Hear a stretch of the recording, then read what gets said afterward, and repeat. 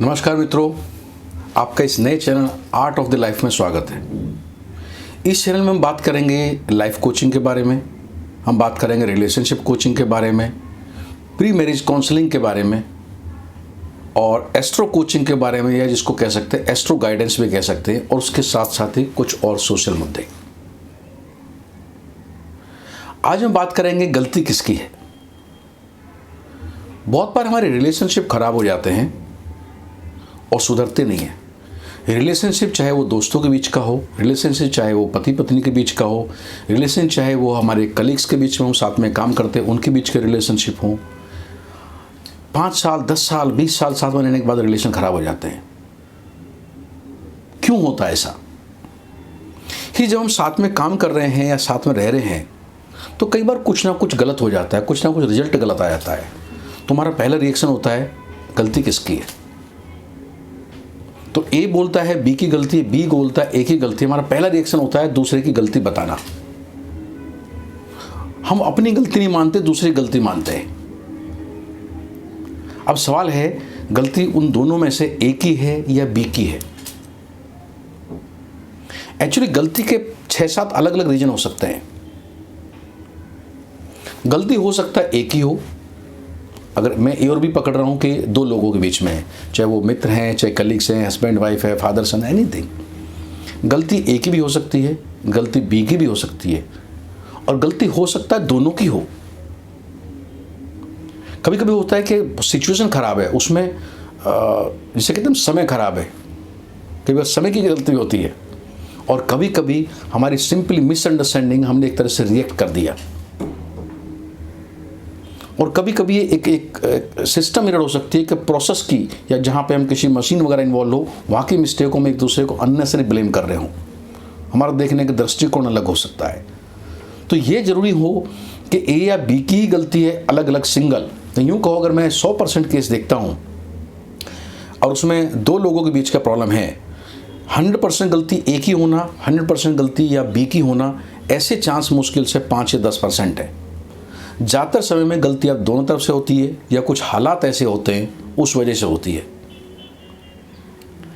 तो most of the time क्या होता है, हम अपनी गलती इसको रियलाइज़ नहीं करते कि हमने उसको जल्दबाजी में उसको ब्लेम कर दिया कि तुम्हारी गलती है, और हम एक चीज़ को लेकर बैठ गए। क्योंकि हम अपनी गलती मानते नहीं हैं, हम दूसरे को ब्लेम कर देते हैं। बाद में 1 महीने 2 महीने बाद या साल 2 साल बाद हमें अपनी गलती रियलाइज़ होती है, और जब तक हम अपनी गलती रियलाइज होती है बहुत देर हो चुकी होती है, बिकॉज हमारे रिश्ते ख़राब हो चुके होते हैं। उसके बाद इतना कुछ हो जाता है कि वापस रिपेयरिंग करना, वापस बना पाना, इट्स ए डिफ़िकल्ट थिंग। लेकिन इस सबसे पहले क्वेश्चन ये आता है कि हमें क्यों जानना है कि गलती किसकी है। हम ये जज ही क्यों करना चाहते हैं गलती इसकी थी या उसकी थी। 2 दोस्त कई बार झगड़ा हो सकता है, पति पत्नी कई बार झगड़ा हो सकता है, साथ में काम करते किसी बात पर डिफरेंस ऑफ ओपिनियन हो सकता है। Why we need to conclude कि गलती ए की है या बी की है। हम गलती किसकी ये ढूंढते हैं पहले। सवाल ये है, हमारा रिश्ता बड़ा है, या ये इंपॉर्टेंट है कि हमारा रिश्ता कितना है, ये बड़ा है, या गलती किसकी ये ढूंढना बड़ा है।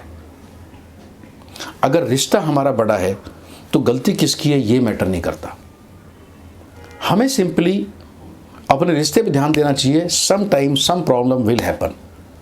कोई भी रिश्ता हो हमेशा एक तरह से स्मूथ नहीं चल सकता, कभी कभी कुछ ना कुछ प्रॉब्लम उसमें आएंगी। उसको एक तरफ करके ये डिसाइड मत करो गलती किसकी थी, बोलो मत, अपने आप खुद से देख लो। जहाँ जहाँ आपको बाद में रियलाइज होता है मैंने क्या गलत किया था, आप खुद से करेक्ट कर लोगे। लेकिन आप जजमेंटल बनने के चक्कर में आप दूसरे को ब्लेम करोगे, हमेशा के रिश्ते खो देते हैं। और रिश्ते बनाने बहुत इंपॉर्टेंट है। तो we need to avoid being judgemental. मैं एक वाक़या बताता हूँ कि 1962 में इंडिया चाइना का वॉर हुआ। उस वार के पहले इंडिया चाइना के बीच में बातचीत हो रही थी, और there was some proposal from Chinese side, some proposal from Indian side. तो कहीं आके डिफरेंस अटक गया। तो जो चाइनीज़ प्रेसिडेंट थे उस वक्त, उन्होंने प्रपोज किया, भाई ऐसा है, अभी कुछ मुद्दे हमारे बीच में नहीं सुलझ पाएंगे, let us leave this issues for the letter.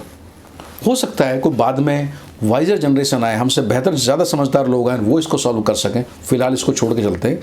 वो मेटलाइज नहीं हो रहा, बाद में एक लड़ाई हुई, वॉर हुई दुर्भाग्य से। कहने का मतलब है कभी कभी हमें हर चीज़ फाइनलाइज नहीं करनी चाहिए। हम क्या कहते हैं, हर चीज़ का फैसला करेंगे, हर चीज़ कंक्लूड करेंगे। नहीं करो भाई, कुछ चीज़ें खुली छोड़ दो, समय के साथ कंक्लूड हो जाती हैं। कुछ चीज़ों में गलतियाँ मत निकालो, कंक्लूजन मत करो, जजमेंटल मत बनो। कुछ चीज़ें आपकी समझ में बाद में आएंगी, कुछ चीज़ें उनकी समझ में बाद में आएंगी, और कुछ चीज़ें आप दोनों की समझ में बाद में आएंगी। और जब आपकी समझ में आएगी तो आपको कंक्लूड करने की ज़रूरत नहीं बचेगी, क्योंकि वो इशू कुछ था ही नहीं, बहुत माइनर इशू पे हमारा झगड़ा था या हमारा डिफरेंस ऑफ ओपिनियन था। तो मेरा आज का डिस्कशन ये है कि ये मत देखो आपके रिश्तों में कि गलती किसकी है। झगड़ों को, डिफरेंस ऑफ ओपिनियन को इग्नोर करो, एक दूसरे की डाइवर्सिटी देखो, और आपको अगर उसके बारे में कुछ सोचना भी है, कुछ समय बाद सोचो, तुरंत कम से कम मत सोचो। एक दिन, 2 दिन बाद, 1 महीने, 2 महीने बाद जब सोचोगे तो बहुत सारी चीज़ें वास्तव में सोचने को नहीं बचेगी। तो आज मेरा एक छोटा सा वीडियो इसी बात पे, मत देखो गलती किसकी है, अपने आप पे काम करो, जजमेंटल नहीं बनो, सब कुछ कंक्लूड मत करो। वी आर नॉट इन, और let us not be in so much worry. दोस्तों, आने वाले टाइम में हम ऐसे बहुत सारे इंटरेस्टिंग वीडियो लाएंगे, जिसमें हमारे एस्ट्रो गाइडेंस के बेस पर वीडियो होंगे, एस्ट्रोलॉजी की ज़रूरत की उससे भी होंगे, मैरिज काउंसलिंग के बारे में बात करेंगे, रिलेशनशिप कोचिंग के बारे में बात करेंगे, और कुछ सामाजिक मुद्दों के बारे में बात करेंगे। जुड़े रहिए, सब्सक्राइब कीजिए इस चैनल को और अपने दोस्तों को बताइए। Thank you very much for watching me.